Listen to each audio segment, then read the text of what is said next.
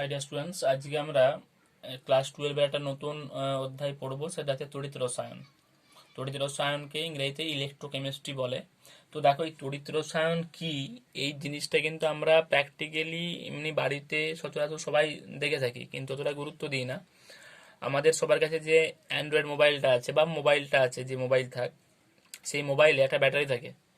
সেই ব্যাটারিটা থেকে কি হয় না, তড়িৎ শক্তি উৎপন্ন হয়, যে তড়িৎ শক্তিটা আমাদের মোবাইলটা চালু রাখে। এই তো আমরা ভিডিও দেখি, গান দেখি, তার জন্য কি একটা তড়িৎ কাজ করছে।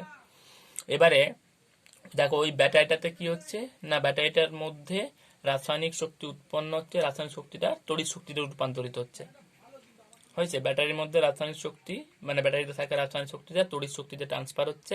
সেই জন্য এই যে আমরা ধরো মোবাইল দেখতে পাচ্ছি, মোবাইল বিভিন্ন লাইট জ্বলছে, ভিডিও দেখছি, ঠিক আছে। তার মানে এই তড়িৎ রসায়ন হচ্ছে আমরা একটা চ্যাপ্টার, যেখানে কি হয় না, তড়িৎ শক্তি রাসায়নিক শক্তিতে ট্রান্সফার হতে পারে, অথবা কি হয় না, তড়িৎ শক্তি রাসায়নিক শক্তিতে ট্রান্সফার হতে পারে, অথবা রাসায়নিক শক্তি তড়িৎ শক্তিতে রূপান্তরিত হতে পারে। এবারে রাসায়নিক শক্তি দেখো, রাসায়নিক শক্তি তড়িৎ শক্তি যেমন বললাম ব্যাটারির ক্ষেত্রে হয়, ঘড়ির ব্যাটারি হোক, মোবাইলের ব্যাটারি হোক, বা চার্জার যে ব্যাটারি, সবই। আর ধরো উল্টা দিকে যদি বলি তড়িৎ শক্তি রাসায়নিক শক্তিতে রূপান্তর, সেটারও একটা উদাহরণ দেওয়া যেতে পারে, যে বিভিন্ন যে শিল্প কলকারখানাতে যে রাসায়নিক যে ধরো সোডিয়াম ধাতু উৎপাদন করা হয়, তারপরে ধরো কস্টিক সোডা উৎপাদন করা হয়, সেখানে কি হয় না, তড়িৎ শক্তি পাঠিয়ে রাসায়নিক শক্তি উৎপন্ন করা হয়। আমরা আসবো ডিটেলস পরে। তো এই হচ্ছে তড়িৎ রসায়ন বা ইলেকট্রোকেমিস্ট্রি, অর্থাৎ রসায়নের যে চ্যাপ্টারে তড়িৎ শক্তি রাসায়নিক শক্তি বা রাসায়নিক শক্তি তড়িৎ শক্তিতে রূপান্তরিত হয়, এই তড়িৎ শক্তির রূপান্তর সম্পর্কে পড়া হয়, সেটাই হচ্ছে ইলেকট্রোকেমিস্ট্রি বা তড়িৎ রসায়ন। ক্লিয়ার? এর এই তড়িৎ রসায়ন পড়তে গেলে ফার্স্ট আমাদেরকে একটা জিনিস জানতে হয়, যেটা হচ্ছে তড়িৎ রাসায়নিক কোষ। তড়িৎ রাসায়নিক কোষ, দেখো তড়িৎ রাসায়নিক কোষ মানে কি, এটা একটা অ্যারেঞ্জমেন্ট। হয়েছে, এটা একটা অ্যারেঞ্জমেন্ট, অর্থাৎ একটা ব্যবস্থা, যেখানে কি হয় না, তড়িৎ শক্তিকে রাসায়নিক শক্তিতে রূপান্তরিত করা যেতে পারে, অথবা উল্টা দিকে কি বলতে পারি, রাসায়নিক শক্তি তড়িৎ শক্তিতে রূপান্তরিত হতে পারে। সেই জন্য তড়িৎ রাসায়নিক কোষ বা তোমার হচ্ছে এই যে ইলেকট্রোকেমিক্যাল সেল, যেটা সেই ইলেকট্রোকেমিক্যাল সেল হচ্ছে একটা সিস্টেম বা একটা ব্যবস্থা বা একটা অ্যারেঞ্জমেন্ট, যেখানে কি হয় তড়িৎ শক্তি রাসায়নিক শক্তিতে রূপান্তরিত হয়, অথবা রাসায়নিক শক্তি তড়িৎ শক্তিতে রূপান্তরিত করা যায়। ক্লিয়ার? এবারে দেখো, এই তড়িৎ রাসায়নিক কোষে কি হয় না, তড়িৎ রাসায়নিক কোষে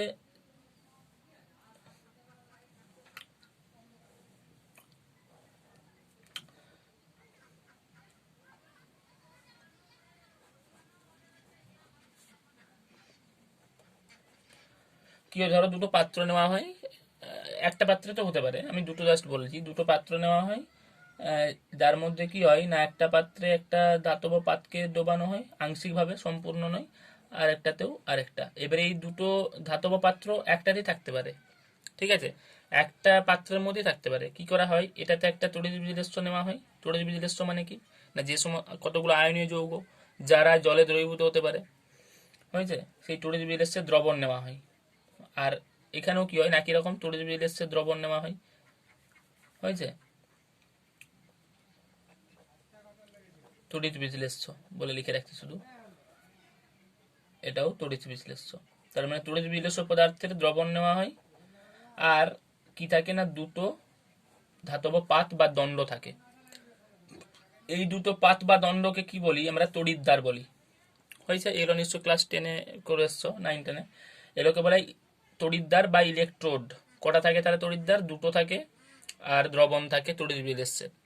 ঠিক আছে, এরপরে কি হয় না, এই দুটো তড়িৎদ্বারকে পরিবাহী তার দ্বারা যুক্ত করা হয়। হয়েছে, এই হচ্ছে তড়িৎ রাসায়নিক কোষ আসলে। এবারে এই তড়িৎদ্বার দুটো হয়, একটাকে বলে অ্যানোড, একটাকে বলে ক্যাথোড। কোনটা অ্যানোড কোনটা ক্যাথোড হবে সেটা আমরা পরে বলবো, ঠিক আছে। তাহলে কি হয় তড়িৎ রাসায়নিক কোষে না, একটা পাত্র, যে পাত্রের মধ্যে তড়িৎ বিলেষ্যের দ্রবণ থাকে, এবং সেই দ্রবণের মধ্যে যদি একটা পাত্র হয় তাহলে দুটো তড়িৎদ্বার থাকবে একসাথে, আর যদি দুটো আলাদা আলাদা হয় তাহলে দুটো আলাদা আলাদা পাত্রে তড়িৎদ্বার থাকবে। ঠিক আছে, তাহলে মেনলি তড়িৎ বিলেষ্য থাকে, তড়িৎদ্বার থাকে, তাদেরকে পরিবাহী তার দিয়ে যুক্ত করা হয়। তাহলে কি হবে না, তড়িৎ প্রবাহ ঘটে। হয়েছে, এটা হচ্ছে জাস্ট একটা কনসেপ্ট তড়িৎ রাসায়নিক সেল, তড়িৎ রাসায়নিক কোষের। এই তড়িৎ রাসায়নিক কোষ দু ধরনের হয়। হয়েছে। তড়িৎ রাসায়নিক কোষ ক ধরনের হয়? মেনলি দু ধরনের। একটাকে বলা হয় গ্যালভ্যানীয় কোষ, গ্যালভ্যানীয় কোষ, বা এটার অপর নাম হচ্ছে ভোল্টীয় কোষ, ভোল্টীয় কোষ বলে এটাকে। ঠিক আছে, তাহলে একটা হচ্ছে গ্যালভ্যানীয় কোষ বা ভোল্টীয় কোষ, আর একটাকে বলা হয় তড়িৎ বিশ্লেষণ কোষ, তড়িৎ বিশ্লেষণ কোষ। ঠিক আছে, তাহলে সিস্টেম, তাহলে এই যে অ্যারেঞ্জমেন্টটা তড়িৎ রাসায়নিক কোষ, এই অ্যারেঞ্জমেন্ট বা ব্যবস্থাটা দু ধরনের হতে পারে। একটাকে বলা হয় গ্যালভ্যানীয় কোষ বা ভোল্টীয় কোষ, আর এটাকে বলা হয় তড়িৎ বিশ্লেষণ কোষ, অর্থাৎ একটা ভোল্টাইক সেল আর একটা হচ্ছে ইলেকট্রোলাইটিক সেল। তড়িৎ বিশ্লেষণ কোষ মানে ইলেকট্রোলাইটিক সেল। এবারে কি হয় দেখো, যেটা গ্যালভ্যানীয় কোষ, এই গ্যালভ্যানীয় কোষে কি হয় না, গ্যালভ্যানীয় কোষে মেনলি রাসায়নিক শক্তি তড়িৎ শক্তিতে ট্রান্সফার হয়। ঠিক আছে, কারণ আমি বলেছি শক্তি দুভাবে রূপান্তর হতে পারে, একটা তড়িৎ শক্তি থেকে রাসায়নিক আর একটা রাসায়নিক থেকে তড়িৎ। তার মধ্যে গ্যালভ্যানীয় কোষে কি হয় না, রাসায়নিক শক্তি তড়িৎ শক্তিতে ট্রান্সফার হয়। হয়েছে, রাসায়নিক শক্তি তড়িৎ শক্তিতে ট্রান্সফার হয় কিসে না, গ্যালভ্যানীয় কোষ বা ভোল্টীয় কোষে। এইরকম উদাহরণ হচ্ছে ফার্স্ট আমি যেটা বললাম ব্যাটারি, সবার কাছে রয়েছে ফোনে, ব্যাটারি হতে পারে, ড্যানিয়েল কোষ হতে পারে, ড্যানিয়েল কোষ, এই ড্যানিয়েল কোষ সম্পর্কে ডিটেলস পড়া হবে। হয়েছে, এই দুটো মনে রাখলেই হবে যে ব্যাটারি ড্যানিয়েল কোষ। আরও হয় নির্জল কোষ হয়, তুমি এক দুটো উদাহরণ মনে রাখলেই হবে, তার মধ্যে দুটো মনে রাখবে, ব্যাটারিটা ড্যানিয়েল কোষটা। ঠিক আছে, ড্যানিয়েল কোষ সম্পর্কে ডিটেলস আসছি পরে। আর একটা হচ্ছে তড়িৎ বিশ্লেষণ, তড়িৎ বিশ্লেষণ কোষ। তাহলে এই তড়িৎ বিশ্লেষণ কোষে কি হবে, উল্টো, মানে তড়িৎ শক্তি রাসায়নিক শক্তিতে ট্রান্সফার হবে। কি হবে, তড়িৎ শক্তি রাসায়নিক শক্তিতে ট্রান্সফার হবে।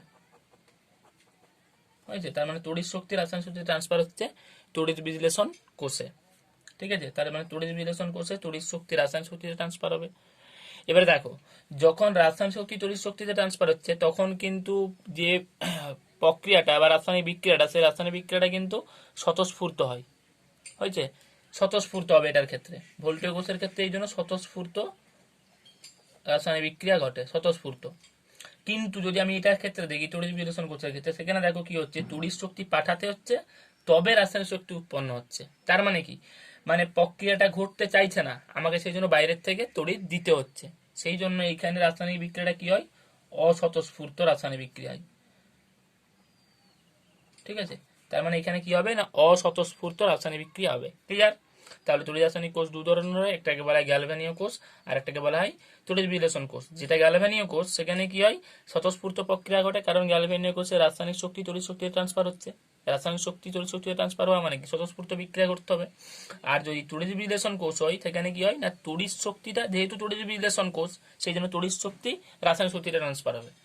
এবারে দেখো, তার মানে কি, রাসায়নিক শক্তি উৎপন্ন করতে গেলে আমাকে তড়িৎ লাগছে বা তড়িৎ দিতে হচ্ছে, সেই জন্য এখানে যে বিক্রিয়াটা ঘটে সেটা অস্বতঃস্ফূর্ত বিক্রিয়া। ক্লিয়ার? এবারে ধরো এই তড়িৎ বিশ্লেষণ কোষের উদাহরণ কি হতে পারে না, তড়িৎ বিশ্লেষণ কোষ ওই যে বলছিলাম যে তড়িৎ শক্তি রাসায়নিক শক্তি ট্রান্সফার যখন হয় সেটা অনেক আমাদের বিভিন্ন শিল্প কলকারখানাতে ব্যবহৃত হয়। যেমন ধরো একটা যে সোডিয়াম ধাতু উৎপাদন করা হয়, সেই সোডিয়াম ধাতু উৎপাদনের ক্ষেত্রে একটা কোষ ব্যবহার করা হয়, সেটাকে বলা হয় ডাউন্স সেল, ডাউন্স কোষ। হয়েছে, সেটাকে বলে ডাউন্স সেল। এটা একটা উদাহরণ মনে রাখতে, মানে মনে রাখা উচিত, রাখলে সুবিধা হবে, উদাহরণ পড়ে অনেক সময়। আরেকটা কস্টিক সোডা যখন উৎপাদন করা হয় শিল্প কলকারখানাতে, সেই কস্টিক সোডা, নিশ্চয়ই কস্টিক সোডা জানো যে সোডিয়াম, মানে সোডিয়াম হাইড্রোক্সাইড NaOH, সেই কস্টিক সোডা উৎপাদনের সময় একটা কোষ ব্যবহার করা হয়, সেটাকে বলা হয় সলভে কেলনার কোষ। হয়েছে, আর এটা বলা যেতে পারে কি, সলভে কেলনার সেল। হয়েছে, তাহলে ডাউন সেলটা ব্যবহার করা হয় মেনলি সোডিয়াম ধাতু উৎপাদনের ক্ষেত্রে, আর সলভে কেলনার কেসটা ব্যবহার করা হয় মেনলি, সেলটা ব্যবহার করা হয়, সেটা ব্যবহার করা হয় মেনলি কস্টিক সোডা উৎপাদনের ক্ষেত্রে। ঠিক আছে, এই হচ্ছে সিস্টেম বা তড়িৎ রাসায়নিক কোষ সম্পর্কে ধারণা। ঠিক আছে, এবারে দেখো এই যে তড়িৎ রাসায়নিক কোষ, এই যে সেল আমরা দেখলাম, এই সেলে সবসময় জারণ এবং বিজারণ এই দুটো বিক্রিয়া অবশ্যই ঘটে। ক্লিয়ার? কি বললাম, এই তড়িৎ রাসায়নিক কোষে সব সময় দুটো বিক্রিয়া ঘটে একই সাথে, একটা জারণ একটা বিজারণ, আমরা দেখবো পরে ড্যানিয়েল কোষের ক্ষেত্রে। সেই জন্য আমাকে আগে ওই জারণ বিজারণ সম্পর্কে ধারণা আগে আসতে হবে। নিশ্চয়ই তোমরা 9-10-এ পড়েছো যে জারণ বিজারণ যে বিক্রিয়া হয়, সেই জারণ বিজারণ বিক্রিয়া। এটাকে বলা হয় কি রেডক্স রিয়াকশন, রেডক্স হয়েছে। কেন রেডক্স নাম, দেখো আরইডি রেড কথাটা এসছে রিডাকশন থেকে, রিডাকশন, এটার বাংলা হচ্ছে বিজারণ। আর অক্স কথাটা এসছে অক্সিডেশন, অক্সিডেশন মানে জারণ হয়েছে। রিডাকশন মানে বিজারণ, অক্সিডেশন মানে জারণ। সেই জন্য এই জারণ বিজারণ জানার প্রয়োজনীয়তাটা এই কারণেই যে সমস্ত তড়িৎ রাসায়নিক কোষে জারণ এবং বিজারণ একসাথে ঘটে, ঠিক আছে। কারণ আমাকে যখন কোনো একটা সেল দিবে, ধরো ড্যানিয়েল সেল আছে, আমি ড্যানিয়েল সেল যখন পড়বো তখন সেই ড্যানিয়েল সেলে দেখাতে হবে আমাকে জারণ এবং বিজারণ বিক্রিয়া। সেই জন্য আমাকে আগে কনসেপ্ট থাকতে হবে জারণ বিজারণ সম্পর্কে, ক্লিয়ার। তো জারণ বিজারণকে একত্রে বলা হয় রেডক্স রিয়াকশন, জারণ বিজারণ বিক্রিয়া মানে রেডক্স রিয়াকশন। রেড কথাটা এসছে রিডাকশন থেকে, যার অর্থ বিজারণ, এবং অক্স কথাটা এসছে অক্সিডেশন থেকে, যার বাংলা হচ্ছে জারণ। তো ফার্স্ট আমি জানবো, আমাদেরকে জানতে হবে কি না জারণ বিক্রিয়া সম্পর্কে। দেখো জারণ বিক্রিয়া আমরা বিভিন্নভাবে বলতে পারি, হয়েছে। প্রথমত বলা যেতে পারে কি, নিশ্চয় 9-10 পড়ে এসছো যে ইলেকট্রন যদি বর্জিত হয়, অর্থাৎ একটা রাসায়নিক বিক্রিয়া ধরো ঘটছে, সেই রাসায়নিক বিক্রিয়াতে যে অণু পরমাণু বা আয়ন রয়েছে, অণু পরমাণু বা আয়ন আছে, তারা যদি ইলেকট্রন বর্জন করে তখন তাকে বলা হয় জারণ বিক্রিয়া। মানে ধরো ইলেকট্রন বর্জন করছে, ইলেকট্রন বর্জন, ধরো আমি একটা উদাহরণ লিখলাম জিঙ্ক, সেখান থেকে ধরো Zn2 plus plus 2e minus, ধরো দুটো ইলেকট্রন ত্যাগ করছে, তার মানে তীরচিহ্নের বাম পাশ, তীরচিহ্নের পরে লিখেছি, মানে এই পাশে দুটো ইলেকট্রন ছেড়ে দিয়েছে কে, জিঙ্ক। তাহলে জিঙ্ক ছেড়েছে ইলেকট্রন, তার মানে এটা কি বিক্রিয়া হচ্ছে, জারণ বিক্রিয়া অবশ্যই। এরপর আরো একটু সহজভাবে বলছি, ধরো আমরা তো জানি জিঙ্কের জারণ সংখ্যা কত, 0, কারণ এটা পরমাণু অবস্থায় আছে। এবার ধরো Zn2 প্লাসে কত, +2, তার মানে দেখো জারণ সংখ্যা, এগুলোতে অক্সিডেশন নাম্বার 0 +2, এগুলো হচ্ছে কি অক্সিডেশন নাম্বার বা জারণ সংখ্যা। তাহলে দেখো জারণ সংখ্যা বেড়েছে না কমেছে, জারণ সংখ্যা বেড়েছে, 0 থেকে 2 হয়েছে, তার মানে জারণ সংখ্যা বাড়াকে বলবো জারণ বিক্রিয়া, অর্থাৎ যে বিক্রিয়াতে পরমাণু বা অণু বা আয়ন তার জারণ সংখ্যা বাড়াতে পারে সেই বিক্রিয়া হচ্ছে জারণ বিক্রিয়া। তার মানে দেখো জারণ বিক্রিয়াতে দেখতে পাচ্ছি ইলেকট্রন বর্জন হচ্ছে, ঠিক আছে, তার মানে ইলেকট্রন বর্জন করলে তবে জারণ সংখ্যা বাড়বে, তবে বিক্রিয়াটা জারণ বিক্রিয়া হবে। তার মানে জারণ বিক্রিয়াতে আমি কি কি লিখতে পারি, ফার্স্ট লিখতে পারি ইলেকট্রন বর্জন, আর 2 নাম্বার লিখতে পারি অক্সিডেশন নাম্বার বৃদ্ধি, ঠিক আছে। তার মানে অক্সিডেশন নাম্বার বৃদ্ধি অর্থাৎ ইলেকট্রন বর্জন, ক্লিয়ার। তার মানে সেটা জারণ বিক্রিয়া। তাহলে এবারে ধরো বিজারণ বিক্রিয়া মানে কি, তাহলে একই রকম সেখানে অণু পরমাণু বা আয়ন ইলেকট্রন কি করবে, উল্টো হবে, গ্রহণ করবে। এবারে ইলেকট্রন গ্রহণ করলে কি হবে, ওএন কমে যাবে, অক্সিডেশন নাম্বার কমবে, কারণ ইলেকট্রন যখন বর্জন করছিল তখন অক্সিডেশন নাম্বার বাড়ছিল, তার মানে ইলেকট্রন গ্রহণ করলে কি হবে, অক্সিডেশন নাম্বার কমবে।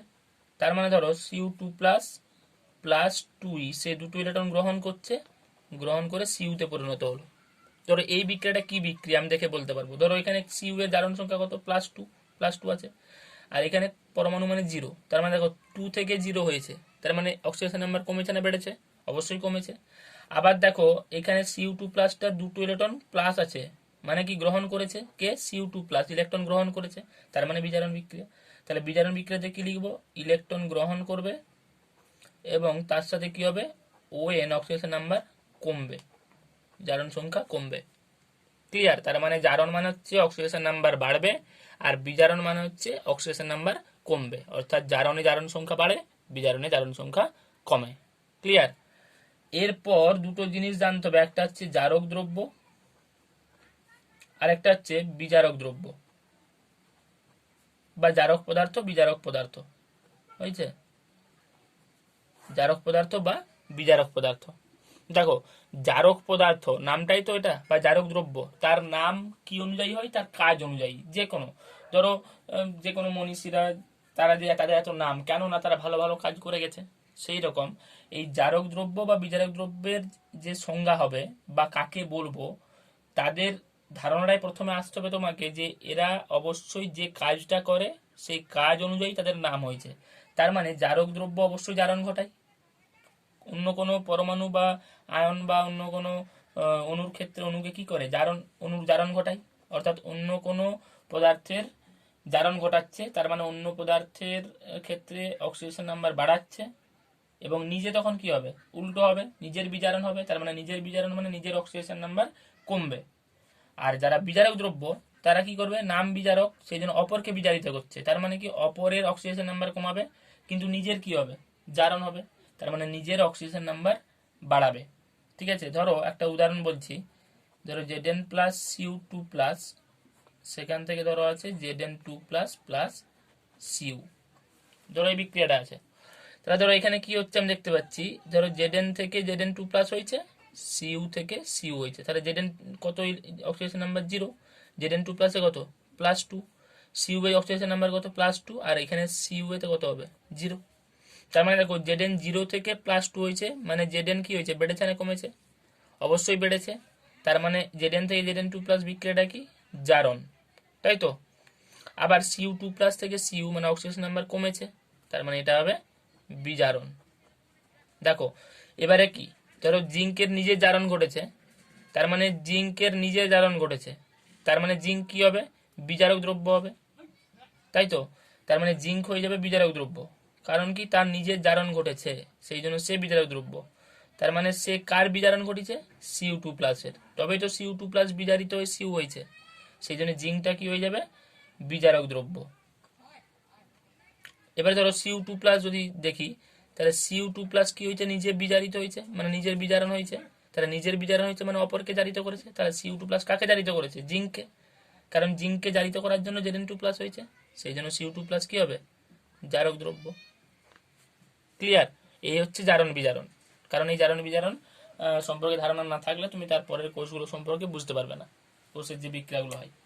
ঠিক আছে, তো এই হচ্ছে জারণ বিজারণ সম্পর্কে কনসেপ্ট, এবং তড়িৎ রাসায়নিক সেল বা তড়িৎ রাসায়নিক কোষ কত রকমের হয় সেই সম্পর্কে ধারণা, আশা করি বুঝতে পারছো। এরপর আমাদেরকে যেটা পড়তে হবে সেটা হচ্ছে ড্যানিয়েল সেল সম্পর্কে। একটাই সেল তোমাদের আছে যেটা খুব ইম্পর্ট্যান্ট, ড্যানিয়েল সেল,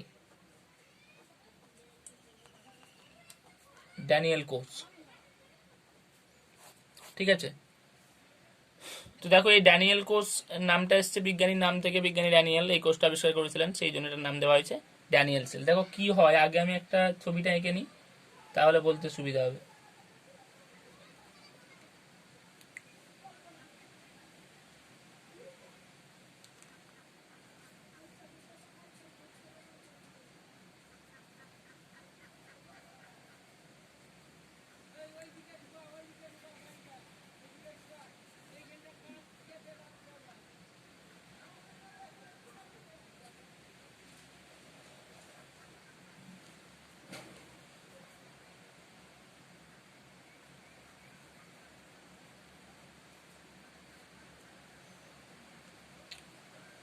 দেখো কি হয়, দুটো বিকার নেওয়া হয় ড্যানিয়েল কোষটাতে, আগে ড্যানিয়েল কোষের গঠনটা বুঝো, তারপরে দুটো বিকার নেওয়া হয়, সেই দুটো বিকারে কি থাকে না, দুটো আলাদা আলাদা তড়িৎ বিলেস্য থাকে। একটাই থাকে 1 মোলার মানে এর গাঢ়ত্বটা ZnSO4 জিঙ্ক সালফেট, আরেকটাই তড়িৎ বিলেস্য হিসেবে থাকে একই সেম মোলার অর্থাৎ 1 মোলার CuSO4 কপার সালফেট।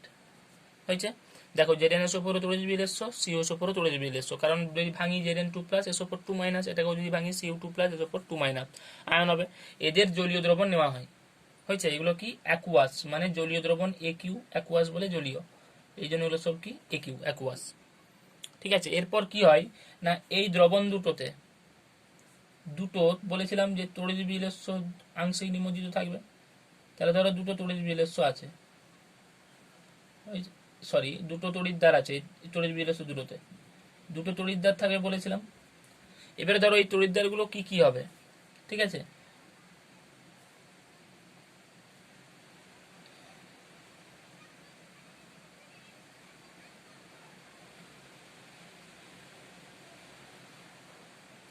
দুটো দুটো তড়িৎদ্বার থাকবে, ধাতব পাত। এবারে সেই তড়িৎদ্বারগুলো কি হবে, দেখো এইখানে আমি কি নিয়েছি, জিঙ্ক সালফেট, সেই জন্য এই তড়িৎদ্বারটা হবে জিঙ্কের Zn। হয়েছে, আবার এখানে কি নিয়েছি CuSO4, সেই জন্য এখানে তড়িৎদ্বারটা হবে কপারের Cu। ক্লিয়ার, এরপর এদেরকে কি করা হয় না, এদেরকে পরিবাহী তারের সাহায্যে যুক্ত করা হয়। কিভাবে না, প্রথমে একটা চাবি থাকে, ঠিক আছে, সেই চাবির মাধ্যমে ভোল্টামিটারের সাহায্যে যুক্ত করা হয়। হয়েছে,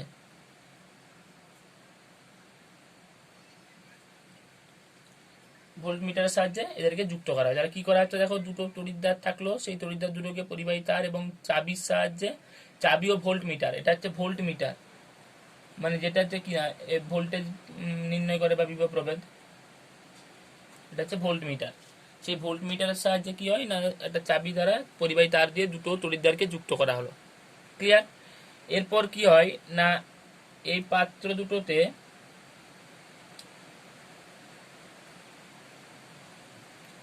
লবণ সেতু থাকে। লবণ সেতু কি সেটা পরে বলবো, ঠিক আছে? তুমি শুধু এইটুকু একটা টার্ম এখন জেনে রাখো যে লবণ সেতু দ্বারা দুটো পাত্র সংযুক্ত থাকে বা যুক্ত থাকে, লবণ সেতু। হয়েছে? তাহলে এটা কি, এটা হচ্ছে লবণ সেতু। সেতু কেন না, দেখো দুটো পাত্রের মধ্যে যোগাযোগ রক্ষা করেছে, সেই জন্য এটা হচ্ছে লবণ সেতু। হয়েছে? এরপর বলছে কি, ধরো এই চাবিটাকে যদি যুক্ত করে দিই, ধরো যুক্ত করে দিলাম, যুক্ত করে দিলে কি দেখবো না, যুক্ত করে দিলে দুটো ঘটনা দেখা যায়। একটা হচ্ছে এই যে ধরো দণ্ডটা, এই দণ্ডটা ক্রমশ ক্ষয়ে যাবে, যে অংশটা নিচে আছে ডোবানো আংশিক, সেই অংশটা ক্ষয়ে যাবে। আর এই দণ্ডটা দেখবো কি আস্তে আস্তে মোটা হবে, নিচটা নিচটা আস্তে আস্তে মোটা হবে। এই দুটো ঘটনা দেখা যায়। তো এর কারণ সম্পর্কে জানতে হবে আমাদেরকে, কারণ সম্পর্কে আমাদেরকে জানতে হবে। ঠিক আছে? তো তার আগে একটা জিনিস বলে দিই, ধরো এই যে ZnSO4 এবং জিঙ্ক দণ্ডটা রয়েছে, তড়িৎদ্বারটা, এই দুটোকে একসাথে ধরো আমি একটা পাত্র নিয়েছি, তো এইটা হচ্ছে একটা হাফ সেল, এটা আবার একটা হাফ সেল। তার মানে একটা ড্যানিয়েল সেলে কটা অর্ধকোষ আছে? হাফ সেল মানে অর্ধকোষ দুটো আছে, অর্ধকোষ। এই দুটো অর্ধকোষকে যুক্ত করছে কে? লবণ সেতু। ক্লিয়ার? তাহলে এটা একটা হাফ সেল, এটা পুরোটা একটা হাফ সেল। হাফ সেল মানে অর্ধকোষ, আর এটা একটা হাফ সেল। তাহলে হাফ সেলে কে কে থাকে? অর্ধকোষে থাকে তড়িৎ বিলেস্য, এবং সেই তড়িৎ বিলেস্যের মধ্যে যে ধাতব উপাদানটা আছে সেই ধাতুর তড়িৎদ্বার। হয়েছে? প্রতিটা অর্ধকোষে এটা থাকে যে একটা তড়িৎদ্বার এবং একটা তড়িৎ বিলেস্যের দ্রবণ। ক্লিয়ার? এরপর দেখো কি হয় না, বলছে এই যে ধরো জিঙ্ক ধাতু রয়েছে কোথায়? ZnSO4 দ্রবণে। ঠিক আছে? ওই ZnSO4 দ্রবণে আমি কি বলেছি যে জিঙ্ক ধাতুটা ক্রমশ ক্ষয়ে যাচ্ছে। হয়েছে? জিঙ্ক ধাতুটা ক্রমশ ক্ষয়ে যাবে। ঠিক আছে? আর অপর দিকে কি ঘটবে বললাম না, যে কপার দণ্ডটা রয়েছে সেই কপার দণ্ডটা ক্রমশ মোটা হবে, মানে কপার দণ্ডের ওজনটা বাড়বে। হয়েছে? এবং আরেকটা জিনিস দেখা যাবে কি না, এই যে দ্রবণে ZnSO4 রয়েছে, সেই ZnSO4 দ্রবণে Zn প্লাস আয়নের গাঢ়ত্ব বাড়বে। হয়েছে? তাহলে কি কি বললাম? একটা হচ্ছে জিঙ্ক দণ্ড ক্ষয়বে, জিঙ্ক দণ্ডের ক্ষয় হবে। 2 নাম্বার, কপার দণ্ড মোটা হবে। ঠিক আছে? ক্লিয়ার? এরপর বলছে যে কি দেখবো না, ZnSO4 দ্রবণে Zn2 প্লাসের গাঢ়ত্ব বাড়বে। আর এইখানে কি দেখবো না, CuSO4 এর দ্রবণে Cu2 প্লাসের গাঢ়ত্ব কি হবে? কমবে। উল্টো জিনিস হবে। ঠিক আছে? এবং একটা জিনিস সবসময় খেয়াল রাখতে হবে যে এই যে লবণ সেতু রয়েছে, সেই জন্য দুটো তড়িৎদ্বারই দুটো অর্ধকোষই কি থাকে? তড়িৎ নিরপেক্ষ। কারণ এই অর্ধকোষেও Zn2 প্লাস বিশাল কিছু বেড়ে যায় না, আর এই তড়িৎদ্বারেও Cu2 প্লাস বিশাল কিছু কমে না, সেই জন্য তড়িৎ নিরপেক্ষ থাকে। হয়েছে? তাহলে আমি কি দেখলাম যে এইখানে Zn2 প্লাসের গাঢ়ত্ব বাড়ছে। কি করে বাড়ছে? তার কারণ এই পাতটা ক্ষয়ছে বলে। ঠিক আছে? আসলে এই পাতটা কেন ক্ষয়? পাতে থাকে জিঙ্ক। সেই জিঙ্ক কি করে না, এখানে দুটো ইলেকট্রন বর্জন করে দেয়, 2e, দুটো ইলেকট্রন বর্জন করলো, বর্জন করে এই পাত্রে Zn2 প্লাস রূপে চলে আসলো। ক্লিয়ার? তাহলে জিঙ্ক ধাতু ক্ষয়ছে, সেই জন্য সেটা ইলেকট্রন বর্জন করে দিয়ে Zn2 প্লাস আয়ন রূপে এই দ্রবণে চলে আসলো। হয়েছে? এবারে ধরো এই দুটো ইলেকট্রন কি হবে? এই বরাবর যাবে, এই তড়িৎ পরিবাহী তারের মধ্য দিয়ে যাচ্ছে, গিয়ে এখানে আসছে, এখানে আসলো দুটো ইলেকট্রন কোথায়? কপার দণ্ডে। তখন কি হয়? এইখানে যে Cu2 প্লাস CuSO4 কে ভাঙলে কি পাবো? Cu2 plus SO4 2 minus. তখন এখান থেকে Cu2 প্লাস কি করে? এই দুটো ইলেকট্রনকে গ্রহণ করে এইখানে কপার রূপে আবার সঞ্চিত হতে থাকে। হয়েছে? তাহলে দেখো কি হলো, জিঙ্ক ধাতুটা দুটো ইলেকট্রন ত্যাগ করে Zn2 প্লাস রূপে দ্রবণে চলে আসলো। সেই দুটো ইলেকট্রন কি হলো? এই তারের মধ্য দিয়ে যাচ্ছে, গিয়ে এই কপার দণ্ডে আসলো। কপার দণ্ডে যখনই আসলো, তখন এই দ্রবণে যে CuSO4 ছিল, CuSO4 কে ভাঙলে কি পাবো? Cu2 প্লাস SO4 সেই Cu2+ আয়ন কি করে দুটো ইলেকট্রনকে গ্রহণ করে নেয়। গ্রহণ করে নিলে কি হয়ে যাবে, Cu2+ ছিল, দুটো ইলেকট্রন গ্রহণ করতে মানে Cu হবে। সেই Cu বা কপার এই দণ্ডের গায়ে জমা হতে থাকে, দণ্ডে মানে কপার দণ্ডে, তাহলে জমা হলে কি হবে, এটা মোটা হবে। ক্লিয়ার? তাহলে আমরা কি কি জিনিসগুলো পাচ্ছি, তাহলে আমরা দুটো বিক্রিয়া পাচ্ছি। তাহলে একটা দেখো, আরেকটা জিনিস এখানে দুটো ইলেকট্রন ত্যাগ করছে, মানে এটা কি মাইনাস এই দণ্ডটা, কারণ ইলেকট্রন বেশি এই দণ্ডে, সেই জন্য এটা মাইনাস। আর এটা কি হবে, ইলেকট্রনের ঘাটতি, মানে ইলেকট্রন তো শেষ হয়ে যাচ্ছে এখানে যে ইলেকট্রনগুলো আসছে, সেই জন্য এটা প্লাস হয়েছে। এবারে দেখো, তার মানে এখানে কি হয়েছে, জিঙ্কটা Zn2+ হয়েছে, জিঙ্ক ছিল সেটা Zn2+ হয়ে গেছে, তার মানে অক্সিজেন নাম্বার কমেছে না বেড়েছে, বেড়েছে। তার মানে এখানে কি ঘটছে, অক্সিজেন নাম্বার বাড়া মানে জারণ ঘটা, তার মানে এই তড়িৎদ্বারে কি ঘটছে, জারণ ঘটছে। এবারে যে তড়িৎদ্বারে জারণ ঘটে তাকে আমরা কি বলি, অ্যানোড, তাই তো। তার মানে এই জিঙ্কের তড়িৎদ্বারটা হলো অ্যানোড তড়িৎদ্বার। অপরদিকে যদি এখানে দেখি, দেখো এখানে কি হচ্ছে, Cu2+টা Cu হচ্ছে, Cu2+ ট্রান্সফার হয়ে Cu হয়ে যাচ্ছে ইলেকট্রন গ্রহণ করে, তার মানে জারণ সংখ্যা কি হচ্ছে 2+ ছিল, তার মানে +2 হচ্ছে প্রথম অক্সিজেন নাম্বার, তারপরে Cu হচ্ছে মানে 0, অর্থাৎ অক্সিজেন নাম্বার কমছে। তার মানে এই তড়িৎদ্বারে কি হচ্ছে, বিজারণ হচ্ছে, অক্সিজেন নাম্বার কমা মানে বিজারণ। আর যে তড়িৎদ্বারে বিজারণ হয় তাকে আমরা কি বলি, ক্যাথোড। ঠিক আছে, তার মানে দেখো অ্যানোড হচ্ছে নেগেটিভ, ক্যাথোড হচ্ছে পজিটিভ। এই চিহ্ন নিয়ে অনেক কিছু মত রয়েছে, ঠিক আছে, লন্ডনের মতবাদ আলাদা, আমেরিকার মতবাদ আলাদা, আমেরিকান যে মতবাদ, কিন্তু আমাদেরকে আইউপিএসসি যেটা দিয়েছে ইউপ্যাক, সেই অনুযায়ী অ্যানোডটাকে মাইনাস, ক্যাথোডটা হচ্ছে প্লাস। ক্লিয়ার এখান পর্যন্ত? তাহলে দেখো এখানে আমরা কি কি বিক্রিয়া পাচ্ছি, অ্যানোডের ক্ষেত্রে একটা বিক্রিয়া পাচ্ছি অ্যানোড রিয়াকশন। অ্যানোড বিক্রিয়া কি পাচ্ছি, অ্যানোড বিক্রিয়া পাচ্ছি জেডেন কি করছে, Zn2+ হচ্ছে আর দুটো ইলেকট্রন ত্যাগ করছে, মানে +2E-। আর ক্যাথোডে কি পাচ্ছি, ক্যাথোড বিক্রিয়াতে পাচ্ছি Cu2+ দুটো ইলেকট্রন গ্রহণ করছে, গ্রহণ করে Cu হচ্ছে, হয়েছে। তাহলে আমি ওভারঅল সম্পূর্ণ বিক্রিয়াটা কি পাবো, ওভারঅল বিক্রিয়া যদি বলি, তাহলে সেই ওভারঅল বিক্রিয়াটা কি পাবো, তাহলে ওভারঅল রিয়াকশন পাবো, দেখো 2E- কেটে যাচ্ছে, এটা বাম দিকে আছে, এটা ডান দিকে আছে, কেটে যাচ্ছে। তাহলে Zn+ Cu2+, এখানে Zn পড়ে আছে, এই পাশে Cu2+, তীর চিহ্ন, এই পাশে কি পাবো, Zn2+ প্লাস Cu। ক্লিয়ার? তাহলে এটা এবারে দেখো এই জিঙ্কটা কি দণ্ড, সেই জন্য এটা সলিড। Cu2+টা আয়নের মধ্যে ছিল, মানে তোমার এই দ্রবণে ছিল আয়নটা, সেই জন্য এটা অ্যাকুয়াস। এই আবার Zn2+ কি থেকে আসছে, দ্রবণে আসছে, তার মানে এটাও কি হবে, জলীয় হবে। আর কপারটা দণ্ড, সেই জন্য এটা কঠিন, সলিড। তো এই হচ্ছে কি না ড্যানিয়েল কোষের রাসায়নিক বিক্রিয়া। বোঝা গেছে আশা করি, হয়েছে। তার মানে দেখো ড্যানিয়েল কোষে এই জিনিসটা ঘটে, এই জন্য কি হয় না ড্যানিয়েল কোষে দেখতে পাই যে অ্যানোড তড়িৎদ্বারটা আস্তে আস্তে ক্ষয়প্রাপ্ত হয় এবং ক্যাথোড তড়িৎদ্বারটা আস্তে আস্তে পুরু হয় বা মোটা হয়। ঠিক আছে, তার মানে দেখো এবারে ইলেকট্রনের প্রবাহ কোন দিকে হচ্ছে, অ্যানোড থেকে ক্যাথোডের দিকে। ঠিক আছে, এবারে আমরা কি জানি যে তড়িৎ প্রবাহ কোন দিকে হয়, তোমরা নিশ্চয়ই ফিজিক্সেও পড়েছো যে ইলেকট্রন যে দিকে প্রবাহিত হয় তার বিপরীত দিকে তড়িৎ প্রবাহিত হয়। তার মানে ইলেকট্রন প্রবাহিত হচ্ছে অ্যানোড থেকে ক্যাথোডের দিকে, তার মানে তড়িৎ প্রবাহ কোন দিকে হবে, এই বরাবর।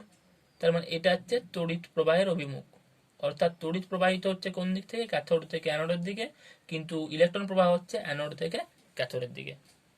ঠিক আছে, তো এই হচ্ছে ড্যানিয়েল সেল বা ড্যানিয়েল কোষ এবং সেই কোষে সংঘটিত বিক্রিয়া। ক্লিয়ার? তার মানে যদি তোমাকে বলে যে ড্যানিয়েল কোষে অ্যানোড তড়িৎদ্বার কেন মোটা এই সরি ক্ষয়প্রাপ্ত হয়, কারণ কি এখানে যে জিঙ্ক থাকে, যে দণ্ডটা, সেই জিঙ্ক কি করে না দ্রবণের মধ্যে Zn2+ আয়ন বর্জন করে, সেই জন্য ইলেকট্রন বর্জিত হয়, অর্থাৎ জিঙ্ক থেকে Zn2+ হচ্ছে, সেই জন্য সেটা কি করে না জিঙ্ক ধাতুটা দুটো ইলেকট্রন ত্যাগ করে Zn2+ আয়নে ট্রান্সফার হয়, সেই Zn2+ আয়ন কি হয় ক্রমশ দ্রবণে জমা হয় বা দ্রবণে মিশে যায়, সেই জন্য জিঙ্ক পাতটা কি হয় ক্ষয়ে যায়। সেই দুটো ইলেকট্রন কি হয় তড়িৎবাহী তারের মধ্য দিয়ে কপার দণ্ডে আসে, এবং আসার পরে কি হয় না কপার দণ্ড যেই তড়িৎ বিলেসের মধ্যে দ্রবীভূত আছে সেখানে তো Cu2+ আয়ন আছে, কারণ CuSO4কে বাংলা কি পাবো, Cu2+ SO4 সেই Cu2+ আয়ন কি করে ওই দুটো ইলেকট্রনকে গ্রহণ করে ধাতব কপারে ট্রান্সফার হয়। তাহলে সেই ধাতব কপারটা কোথায় জমা হচ্ছে না এই কপার তড়িৎদ্বারের নিচে যে অংশটা নিমজ্জিত আছে। তার মানে কি আগেই তো অলরেডি কপার দণ্ড ছিল, আবার কপার এখানে জমা হচ্ছে, সেই জন্য এই পাতটা পুরু হবে। ঠিক আছে। এবং এখানে দুটো জিনিস দেখলাম যে এটা হচ্ছে অ্যানোড, অ্যানোডটা মাইনাস হচ্ছে কারণ ইলেকট্রনের আধিক্য বলে, ইলেকট্রন আছে এখানে সেই জন্য এটা মাইনাস, আর এখানে ইলেকট্রনের আধিক্য নেই সেই জন্য এটা প্লাস হচ্ছে, অর্থাৎ জারণ ঘটছে বলে এটা অ্যানোড, এখানে বিজারণ ঘটছে সেই জন্য এটা ক্যাথোড। তার মানে অ্যানোডটা নেগেটিভ, ক্যাথোডটা পজিটিভ। ঠিক আছে। এবারে দেখো এই যে সিস্টেমটা বা এই যে কোষটা, এই রাসায়নিক কোষটাতে অ্যানোড দেখো কোন দিকে আছে ছবিটার বাম দিকে, আর ক্যাথোড আছে ডান দিকে। সব সময় আমরা এই তড়িৎ রসায়নে যেখানে এই এরকম বিক্রিয়া পড়বো সেখানে বা এরকম ছবি আঁকবো, সবসময় আমি বাম দিকে কাকে রাখবো, অ্যানোডকে, এবং ডান দিকে ক্যাথোডকে, সে বয়ে যাই থাক। ঠিক আছে, তাহলে কি হবে না, মানে ভুল হবে না। ঠিক আছে। তো এরপর একটা জিনিস জানতে হবে যে লবণ সেতু সম্পর্কে। দেখো লবণ সেতু কি বলছে, লবণ সেতু আসলে মেনলি তৈরি করা হয় কতকগুলো তড়িৎবিলেস্য পদার্থ থেকে। যে তড়িৎবিলেস্য পদার্থগুলো কি কি হতে পারে, কেসিএল হতে পারে, মানে পটাশিয়াম ক্লোরাইড হতে পারে, তারপর ধরো পটাশিয়াম নাইট্রেট হতে পারে KNO3, তুমি এরকম মনে রাখবে, ওই যে দুটো মনে রাখলে জাস্ট।